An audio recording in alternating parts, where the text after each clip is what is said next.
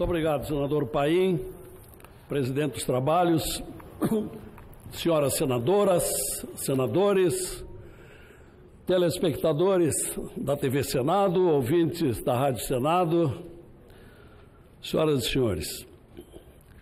Um estranho e curioso binóculo de cor laranja esteve durante toda a semana passada instalado ali, no gramado da Esplanada dos Ministérios, fronteiro ao prédio do Congresso Nacional. Tratou-se de um imenso binóculo de vários metros de altura e com o insinuante propósito de vigiar o Congresso. Na verdade, vigiar os parlamentares.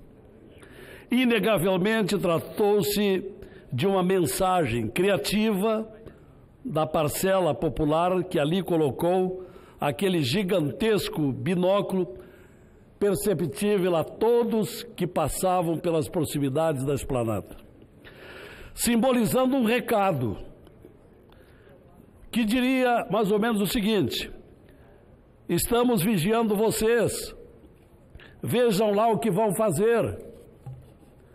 Pelo que apurei, com minha assessoria de comunicação, esta vigilância simbolizada no binóculo foi criada pela agência de publicidade Léo Burnet, destinada ao projeto O Poder do Voto, que desenvolveu um aplicativo de celular para os eleitores monitorarem deputados e senadores. Agora, digo eu, senhoras e senhores senadores, isto não precisava ocorrer se o parlamento tivesse bom conceito e confiabilidade por parte do eleitorado brasileiro. Mas sabemos, e bem, que desde aquelas espetaculares passeatas de junho de 2013, em que a população protestava contra a representatividade no Congresso, ação que cresceu e redundou na estrondosa renovação trazida pelas urnas de outubro, criando um novo cenário e grandes responsabilidades a todos nós que ocupamos bancadas no Senado e na Câmara.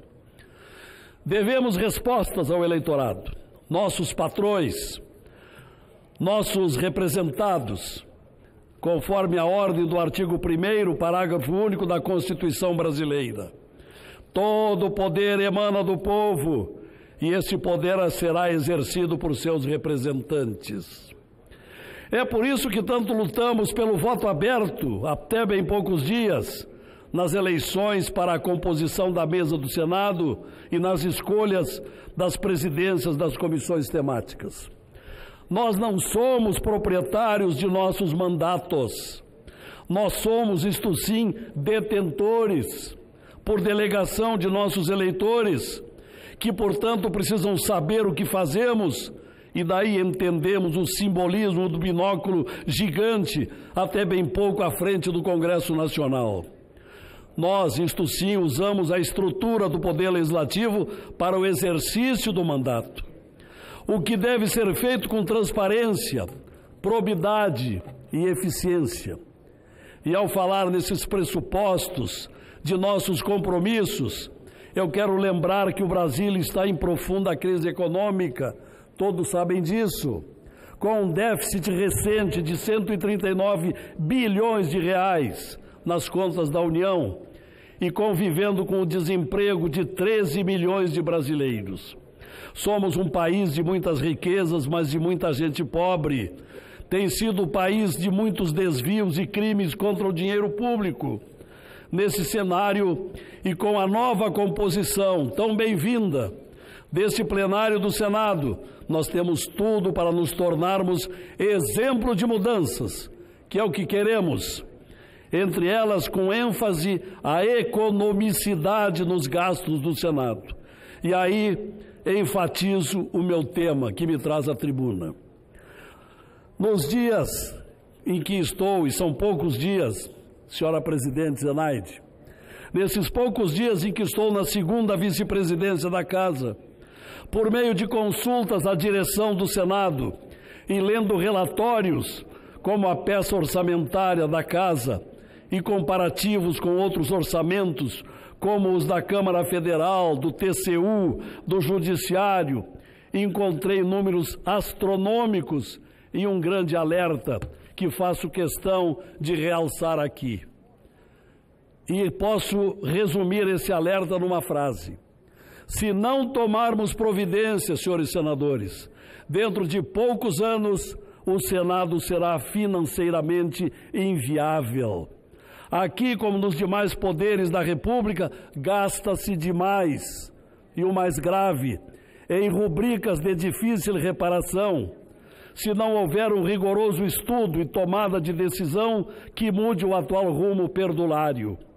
A folha de aposentados e pensionistas do Senado é estratosférica.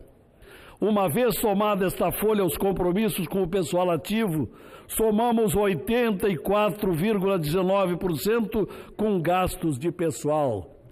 Repito aos brasileiros que nos acompanham pela TV e Rádio Senado: nós somamos 84,19% com gastos de pessoal, 45,66% com aposentados e pensionistas.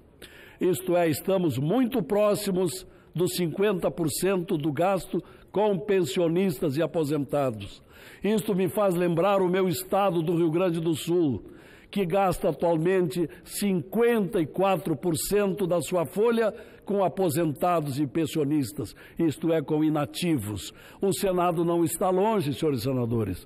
45,66% gasta-se com aposentados e pensionistas e 33,97% com o pessoal ativo, aí incluídos os servidores em geral contratados e os próprios senadores em atividade. Portanto, repetindo, conforme o relatório administrativo formulado pela Governança e Gestão Estratégica da Casa, o orçamento previsto para este ano de 2019, pasmem, apavorem-se os brasileiros que pagam impostos.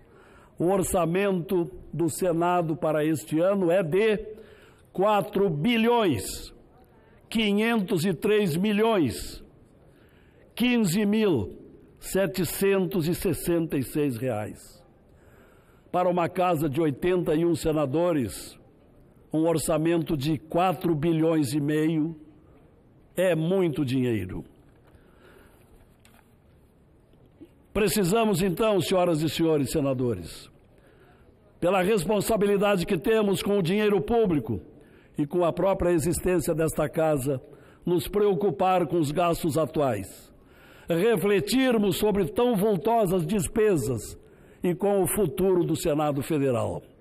E, por que não, darmos o exemplo de preocupação e tomarmos providências, mostrando a que viemos, entendendo o recado das urnas, que exigiu transparência, moralidade, legalidade, publicidade e eficiência, justamente os princípios inscritos no artigo 37 da Constituição Federal. É verdade que os outros poderes também gastam muito.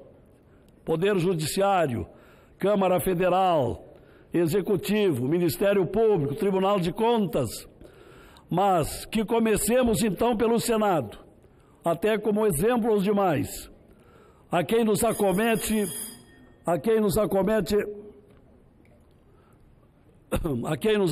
responsabilidades, buscando nós ações concretas, tomando a iniciativa de revisar o que aqui no Senado se gasta, em sintonia com as inspirações do nosso povo, que nos mandou para cá como representantes. E a este povo e é a ele que devemos respeito e eficiência no exercício do mandato. Como segundo vice-presidente, pretendo levar esse importante tema ao presidente do Senado, senador Davi Alcolumbre, propondo discussão no âmbito da mesa diretora de que tomemos medidas que avaliem os gastos e que possamos prevenir o futuro próximo do Senado Federal. Lembro que é imperioso também cotejar Estou concluindo, senhora presidente. É preciso cotejar o que aqui produzimos em termos de legislação e de fiscalização com aquilo que gastamos.